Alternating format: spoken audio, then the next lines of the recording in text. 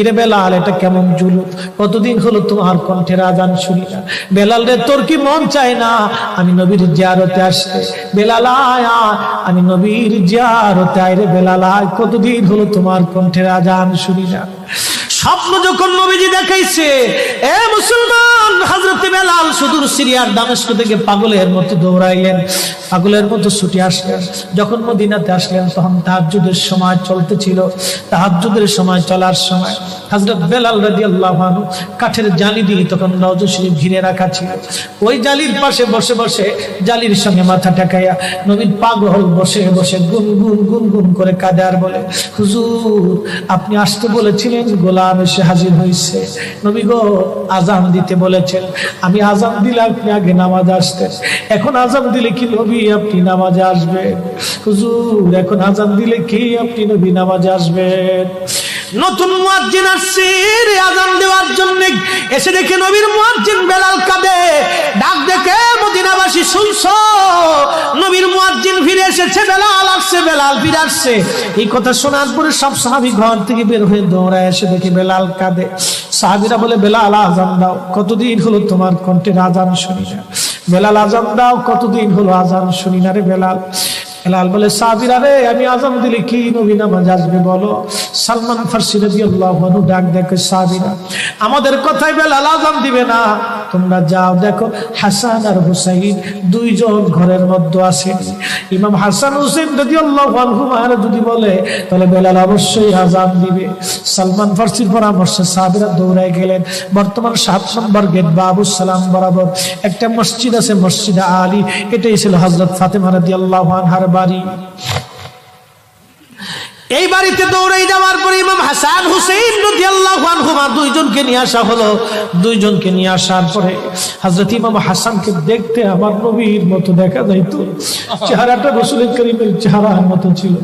নাতি দৌহিত্র নানার চেহারা পেয়েছিলেন, ইমাম হুসাইন ও নানার সুরত পেয়েছিলেন। দুই ভাই নানার সুরত পেয়েছিলেন। হযরত বেলাল রওজা শরীফ থেকে উঠে হযরতে হাসানের বুকের মধ্যে মাথা ঠেকায় কাঁদতেছে, ইমাম হুসাইনের বুকের মধ্যে মাথা ঠেকায় কাঁদে। হযরত ইমাম হাসান ডাক দেখে, নানার মুয়াজ্জিন, কতদিন হলো তোমার কণ্ঠে আজান শুনি না। যেই কণ্ঠ দিয়ে নানার আজান শুনাইতা, যাও গো ওই কণ্ঠ দিয়ে আমাদেরকে আজান শোনাইয়া যাও। যখন হযরতে বেলাল ইমাম হাসান এই কথা বললেন, হযরত বেলাল দৌড়ায় গেলেন। যেই বনু নাজ্জার গোত্রের মহিলা সাহাবীর ছাদের উপরে দাঁড়ায় বেলাল আজান দিত। আবু দাউদের 519 নম্বর হাদিসের মধ্যে আসছে, প্রত্যেক ফজরের নামাজের শুভেচ্ছা আদিকের আগে বেলাল দাঁড়াইতেন।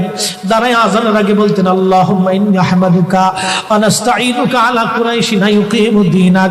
প্রত্যেক ফজরের আজানের আগে এই দোয়াটা পড়ে বেলাল আজান শুরু করতেন।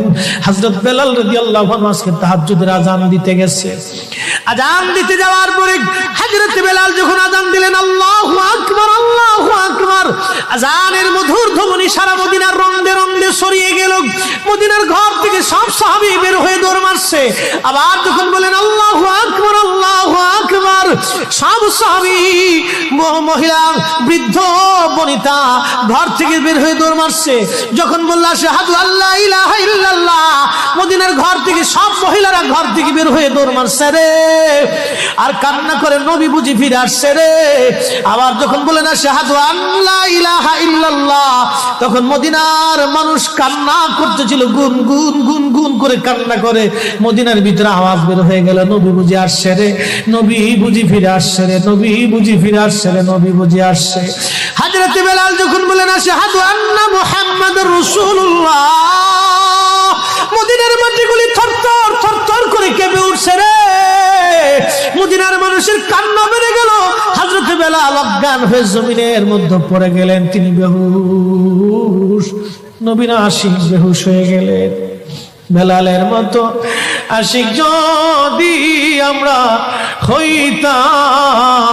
হইতাম, এ দুনিয়ায় নবীর দেখা পাইতাম, এ দুনিয়ায় নবীর দেখা পাইতাম।